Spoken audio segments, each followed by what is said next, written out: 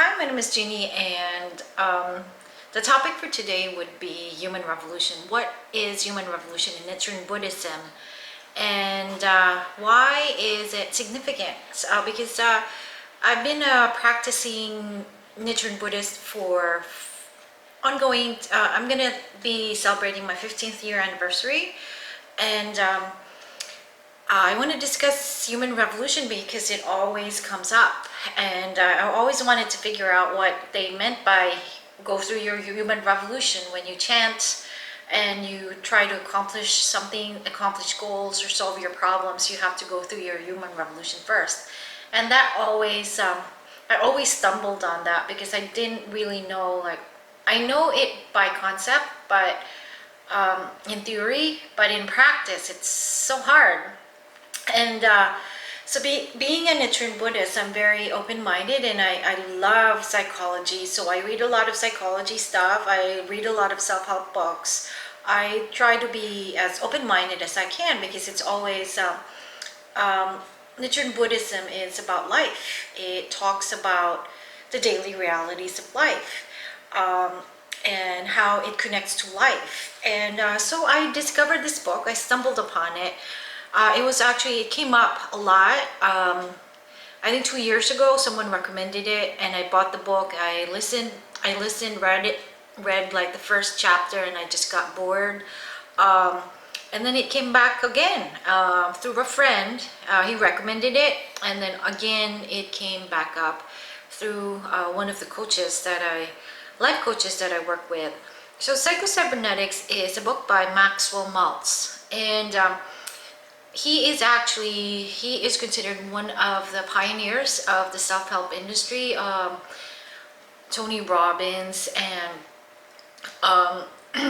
the modern self-help gurus, they actually refer to his work. I think he was one of the first plastic surgeons in the 50s and 60s when it was not that popular yet. People back then, doctors back then, no one really heard about cosmetic surgeons. So Dr. Maxwell Maltz, who talks about psycho-cybernetics, he was one of the pioneers of reconstructive surgery, and he became interested in psychology and understanding how the human mind works after he encountered like several patients of his that they changed their appearance, and some of them would move on and become successful, and the others would just have more surgery, and they were the same. And he said that it has a lot to do with self-image. So what is self-image? So self-image is your concept of self. It's your collection of your beliefs. It's how you view yourself. It's the stories you tell yourself. So you have that self-image. So I noticed, having chanted for 15 years, sometimes I would accomplish goals, but then I would just go back to scratch, go back to step one, because I didn't do my human revolution, or I didn't change my self-concept. I didn't change from the inside out. I was just always strategizing and not really focusing on changing myself from within, changing my concept of self, changing my self-image, just doing the internal work. Because again, in Nichiren Buddhism and in other teachings as well, we believe that the outer world is a reflection of what goes on inside. So the outer world is just a mirror to whatever beliefs that we have. And why is human revolution important? Why is changing our self-image important? Maxwell Maltz actually referred to it as like, so let's say you know strategies and you do things, the right things, and you accomplish things. Let's say you were a successful businessman at one point, but then what happens is that you go back to scratch. Like, let's say, and you've heard stories of businessmen that they make it and then they become broke, and then they make it, they become broke again. And also not just businessmen, but people in relationships, they meet the right person supposedly, but after a few years they break up and then they find another person, and only for that relationship to break up, because it has something to do with their concept of self, their self-image, the beliefs that they have, the stories that they tell themselves. So when we chant Nam Myoho Renge Kyo, we go through that human revolution. We focus on changing ourselves first, changing our self-concept, changing our beliefs about ourselves, and we call it changing karma. But it's really just having that awareness that, oh, I'm doing this loop again. I'm trapped again in this cycle. So when you chant Nam Myoho Renge Kyo, you are more aware of the things that you need to change about yourself, because the people around us are only responding to us. They're responding to our beliefs about ourselves. For example, in my case, when I started working here in America, I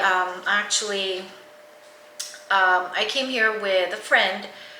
He became my friend, but I came here with another Filipino, and we went to America together. And he was assigned in the Midwest, and I was assigned in the Northeast. So we had the same thing, same situation. We were working in the same industry, doing the same things, but he had no issues with our bosses. But I had issues with my bosses, with our bosses, like the same boss.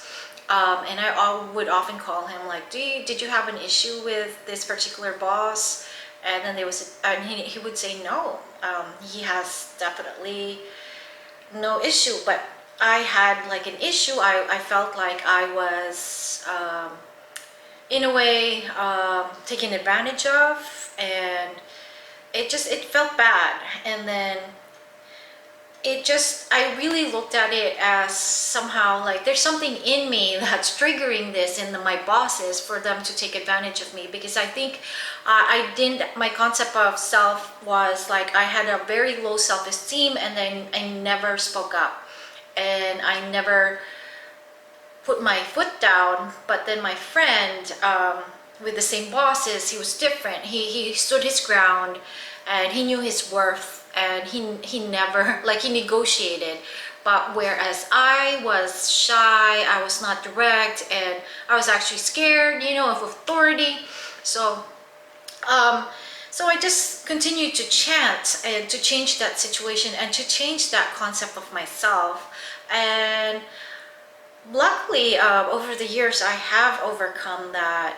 I have overcome that inner dialogue, that concept that my self-talk and my self-worth. I have changed that, because now I can communicate with the bosses directly. I interact with them, whereas before I was so scared of speaking up. Now I actually speak up, but in a respectful manner.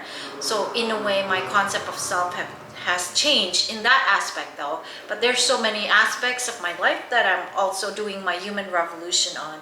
So I always use other terms, and because I read a lot, I really try to understand the practice. So when someone says do your human revolution, what it really means is change your core beliefs, change your concept of self, because your external reality, which is just a mirror of your inner beliefs about yourself, you're projecting whatever beliefs you have into the outside world. If you don't change that inner dialogue, you don't change your concept of self, you don't change your self-image, you just don't change from within. Nothing outside of yourself will change. And if you continue to blame out external circumstances, like, oh, this person is doing this, abusing me because they're mean and I'm a victim. If you don't take responsibility for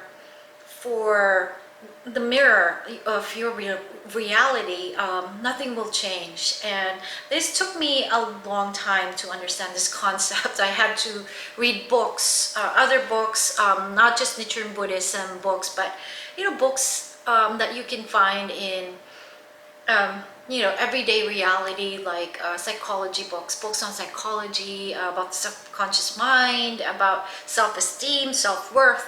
It actually took me a while to actually just get it, that you cannot really change um, your external circumstances, not unless you change your beliefs, you change your story, you change your inner dialogue.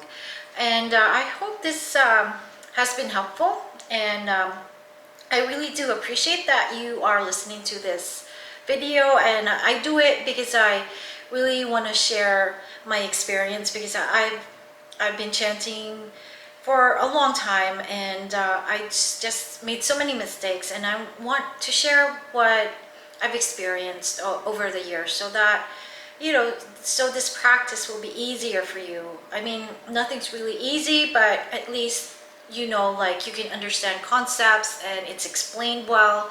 Because I had to, although I read, I had to figure things out. Like, I really had to just figure it out, and I just really had to read a lot of books, and I really had to experience it and go through it, so that because this practice is it's a practice. It's living, like going through your life, living your life. And it really does help if you know that someone can explain it in a way that really you can connect with. And thank you very much for watching, and I hope you subscribe and you like, and thank you very much. Bye bye.